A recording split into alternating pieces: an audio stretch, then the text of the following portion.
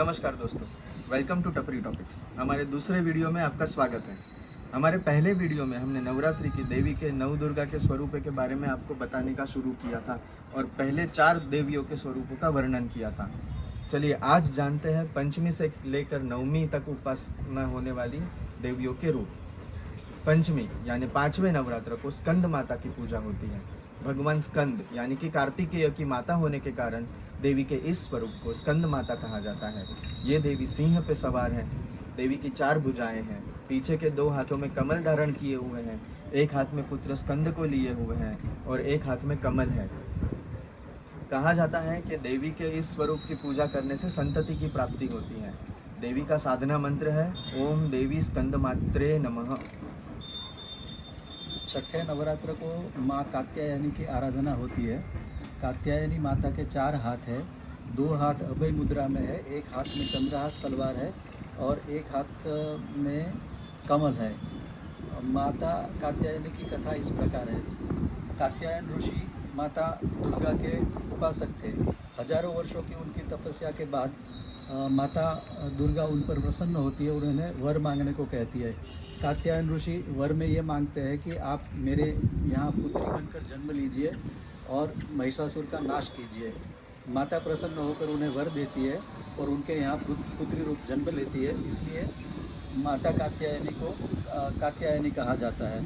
कात्यायनी माता का साधना मंत्र है ओम देवी कात्यायनी नमः। सप्तमी यानी 7वें दिन देवी कालरात्रि की पूजा की जाती है। ये माँ दुर्गा का रौद्र स्वरूप है। देवी कालरात्रि की उपासना करने से भक्त के हर प्रकार के भय दूर होते हैं।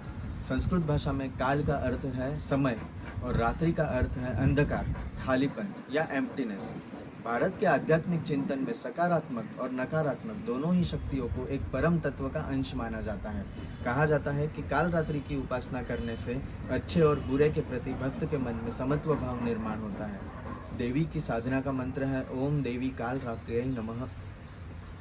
कालरात्रि की साधना पूरी होने के बाद साधक जब अस्तित्व के खालीपन को समझ लेता है, तब वह 8वें दिन देवी के तेजस्वी स्वरूप महागौरी का आराधना करता है। संस्कृत में गौर शब्द का अर्थ होता है शुभ्र या तेजस्वी। महागौरी देवी महागौरी शुभ्र वस्त्रों में है और उनका वाहन बैल, सफ़ेद बैल है। देवी का साधना मंत्र है ओम देवी महागौरी नमः। नवरात्रि के अंतिम दिन यानी नवमी को माँ सिद्धिदात्री की पूजा की जाती है।